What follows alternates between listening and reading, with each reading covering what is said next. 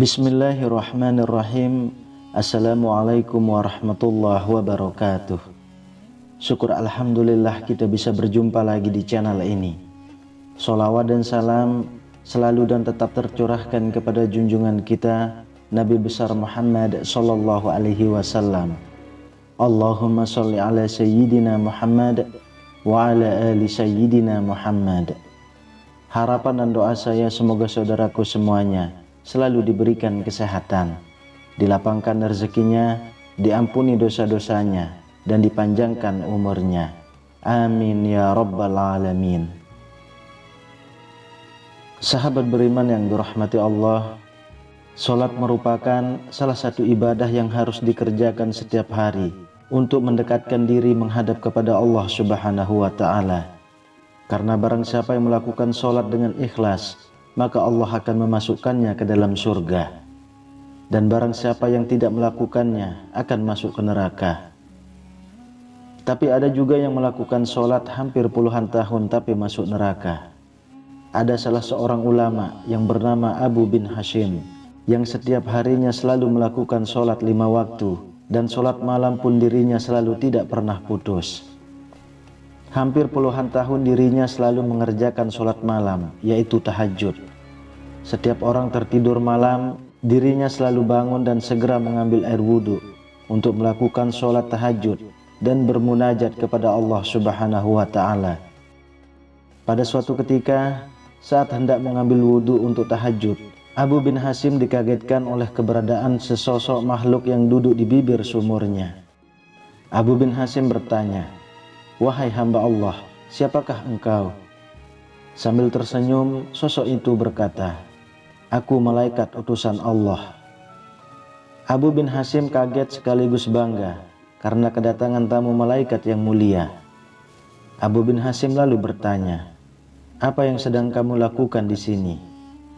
Malaikat itu menjawab, "Aku disuruh mencari hamba pecinta Allah." Melihat malaikat itu memegang kitab tebal, Abu bin Hashim lalu bertanya, "Wahai malaikat, buku apakah yang engkau bawa?" Malaikat menjawab, "Ini adalah kumpulan nama hamba-hamba pencinta Allah." Mendengar jawaban malaikat itu, Abu bin Hashim berharap dalam hatinya namanya ada di situ.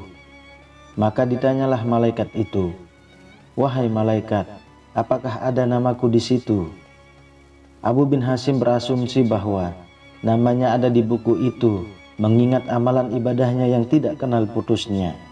Selalu mengerjakan sholat tahajud setiap malam, berdoa dan bermunajat kepada Allah Subhanahu wa ta'ala di sepertiga malam. "Baiklah, aku buka," kata malaikat sambil membuka kitab besarnya. Dan ternyata malaikat itu tidak menemukan nama Abu bin Hashim di dalamnya. Karena tidak percaya, Abu bin Hashim meminta malaikat mencarinya sekali lagi. "Betul, namamu tidak ada di dalam buku ini," kata malaikat. Abu bin Hashim pun gemetar dan jatuh tersungkur di depan malaikat. Dia menangis jadi-jadinya. "Rugi sekali diriku yang selalu tegak berdiri di setiap malam dalam tahajud dan bermunajat, tetapi namaku tidak masuk dalam golongan para hamba pencinta Allah," kata Abu bin Hashim sambil menangis. Melihat itu, malaikat berkata, "Wahai Abu bin Hashim, bukan aku tidak tahu engkau bangun setiap malam. Ketika yang lain sedang tidur, engkau mengambil air wudhu dan kedinginan pada saat orang lain terlelap dalam buayan malam. Tapi tanganku dilarang Allah menulis namamu." "Apakah gerangan yang menjadi penyebabnya?" tanya Abu bin Hashim kepada malaikat. "Engkau memang bermunajat kepada Allah, tapi engkau pamerkan dengan rasa bangga kemana-mana dan asik beribadah memikirkan diri sendiri. Di kanan kirimu ada orang sakit atau lapar, tidak engkau tengok dan beri makan. Bagaimana mungkin engkau dapat menjadi hamba pencinta Allah kalau engkau sendiri tidak pernah mencintai hamba-hamba yang diciptakan Allah?" kata malaikat itu. Abu bin Hashim seperti disambar petir di siang bolong. Dia tersadar hubungan ibadah manusia tidaklah hanya kepada Allah semata, hablum minallah, tetapi juga ke sesama manusia, hablum minannas, dan kepada alam. Sahabat beriman yang dirahmati Allah, ternyata ibadah serajin apapun, kalau niat memamerkan, niat dianggap manusia, tidak peduli dengan kesusahan yang melanda di sekitarnya, maka akan dibenci oleh Allah Subhanahu wa Ta'ala. Malah banyak dalam kisah dan hadis Rasul bahwa serajin apapun ibadah, kalau Anda kekenyangan, penuh harta, tetangga Anda kelaparan dan kesusahan, maka Anda akan masuk ke neraka. Semoga kita mendapatkan hikmah dari pelajaran yang sangat berharga ini. Perbaikilah niat.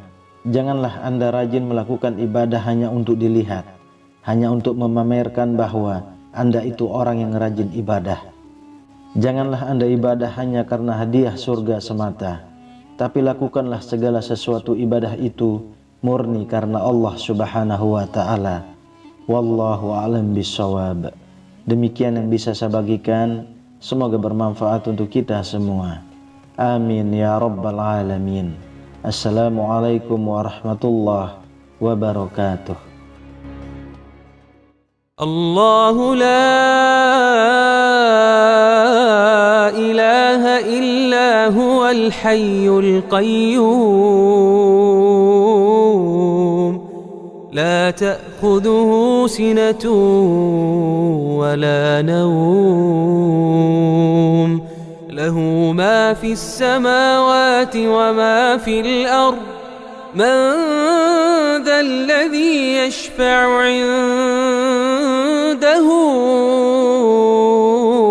illa bi'idhnihi. يعلم ما بين أيديهم وما خلفهم ولا يحيطون بشيء من علمه إلا بما شاء وسع كرسيه السماوات والأرض ولا يؤوده حفظهما وهو العلي العظيم.